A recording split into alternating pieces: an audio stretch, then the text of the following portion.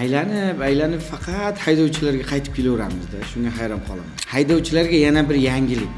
1-martdan boshlab endi haydovchilarga jarimalar pochta orqali yuborilmaydigan bo'ldi.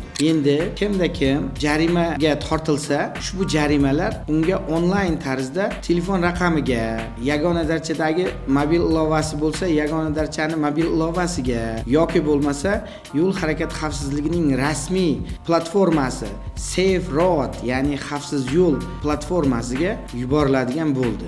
Lekin bu narsani albatta yaxshi deb ham bo'ladi, yomon deb ham tushunsa bo'ladi. Nega deysizmi? Masalan, biror bir haydovchi yagona darchadan ro'yxatdan o'tmagan bo'lsa, xavfsiz yo'l, ya'ni Safe Road platformasini telefoniga skachat qilmagan bo'lsa, yoki bo'lmasa umuman hech qayerda ma'lumotlari aks etmagan bo'lsa, hattoki telefoni ham o'zining nomiga rasmiylashtirilmagan bo'lsa, bunday haydovchilarga bu tarzdagi jarimalarning borligidan u haydovchilarning xabari bo'lmaydi. Bu narsa haydovchilarga muammo tug'dirishi mumkin.